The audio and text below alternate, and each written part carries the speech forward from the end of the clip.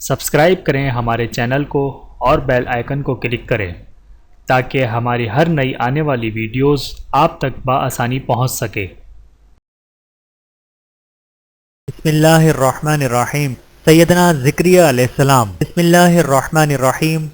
آپ بھی بنی اسرائیل کے انبیاء میں سے ہیں اور بہت مشہور نبی ہیں۔ آپ کا سلسلہ نسب حضرت سلیمان بن داؤد علیہ السلام سے ملتا ہے۔ آپ بیت المقدس کے امام اور خادم تھے، بہت پرہیزگار اور عبادت گزار تھے۔ آپ کے زمانے میں ایک خاتون حسنہ تھیں، انہوں نے ایک منت مانی، وہ یہ تھی: اے میرے پروردگار، تو مجھے بچہ دینے والا ہے، میں اس کے بارے میں منت مانتی ہوں کہ وہ سب کاموں سے آزاد رہ کر تیری خدمت کرے گا، تو تو میری طرف سے اس نظر کو قبول فرما لے، بے شک تو خوب سننے والا جاننے والا ہے۔ اس منت سے ان کا مقصد یہ تھا کہ ان کے ہاں لڑکا ہوگا تو وہ بیت المقدس کے لیے اسے وقف کر دیں گی۔ ہوا یہ کہ ان کے ہاں لڑکی پیدا ہو گئی، اس لڑکی کا نام مریم رکھا گیا، گویا وہ خاتون حضرت مریم علیہ السلام کی والدہ تھیں۔ اب چونکہ نظر مان چکی تھیں، اس لیے اسے پورا کرنے کے لیے جب انہیں بیت المقدس کی خدمت میں لے دینے چاہا تو وہاں کے سب خادموں نے انہیں لینے کی خواہش کا اظہار کیا۔ اس خواہش نے آپس میں مقابلہ بازی کی صورت اختیار کر لی۔ آخر نوبت یہاں تک پہنچی کہ قرآن اندازی کا فیصلہ کیا گیا۔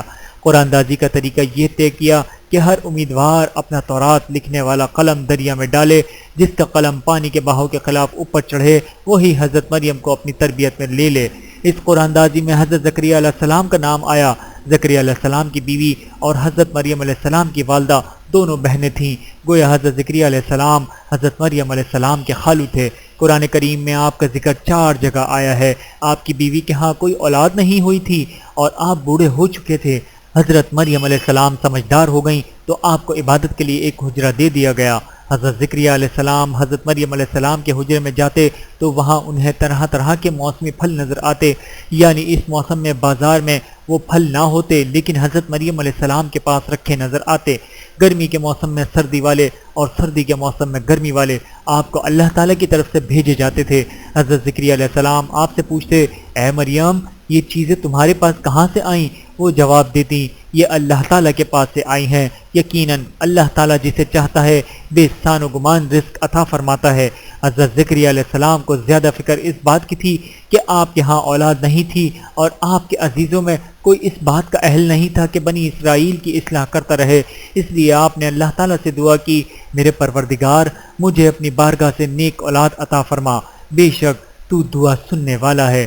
زکریا علیہ السلام بہت بوڑھے ہو چکے تھے، عمر 90 سال کے قریب تھی، بیوی باج تھی۔ بس حضرت مریم علیہ السلام کی برکات دیکھ کر آپ کو بھی اولاد کے لیے دعا کرنے کا خیال آ گیا کہ جو خدا مریم کے لیے بے موسمی پھل دے سکتا ہے وہ میری بھی دعا قبول کر سکتا ہے۔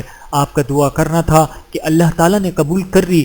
حضرت زکریا علیہ السلام مسجد میں نماز پڑھ رہے تھے کہ اللہ تعالیٰ کے فرشتے آ گئے اور کہنے لگے: اللہ تعالیٰ آپ کو یحییٰ کی بشارت دیتا ہے، وہ کلمت اللہ حضرت عیسیٰ کی تصدیق کرنے والا ہوگا اور سردار ہوگا اور خواب پر پورا قابو پانے والا ہوگا اور وہ نیکوکاروں میں سے ایک نبی ہوگا۔ یعنی آپ کو نماز کے دوران بیٹی کی خوشخبری سنائی گئی، آپ بہت خوش ہوئے اور حیران بھی ہوئے، کہنے لگے: اے میرے پروردگار، میرے ہاں لڑکا کس طرح ہوگا، حالانکہ مجھ پر بڑھاپا آ پہنچا اور میری بیوی بانجھ ہے۔ اللہ تعالیٰ نے ارشاد فرمایا: اس حالت میں لڑکا ہوگا کیونکہ اللہ جو چاہتا ہے کر دیتا ہے۔ اس پر آپ نے عرض کیا: باری تعالیٰ، میرے لیے کوئی نشانی مقرر فرما دیجئے۔ اللہ تعالیٰ نے فرمایا: تمہارے لیے نشانی یہ ہے کہ تم 3 دن تک سوائے اشارے کے کوئی بات نہیں کر سکو گے اور تم اپنے رب کو کثرت سے یاد کرتے رہو گے، صبح شام اس کی پاکی بیان کرتے رہو۔ چنانچہ جب وہ وقت آیا، آپ کی زبان بات چیت کرنے سے رک گئی اور عبادت خانے سے باہر نکل کر لوگوں کو اشارے سے سمجھایا کہ صبح و شام اللہ کو یاد کرو، نمازیں پڑھو، تسبیح کرو۔ آخر اللہ نے وہ دن دکھایا کہ حضرت یحییٰ علیہ السلام پیدا ہوئے اور حضرت زکریا علیہ السلام کی مراد پوری ہوئی۔ قوم کو تبلیغ کرتے ہوئے آپ فرمایا کرتے تھے: میں تم سے اس تبلیغ پر کچھ مال طلب نہیں کرتا، میرا اجر تو بس اللہ تعالیٰ کے ذمہ ہے۔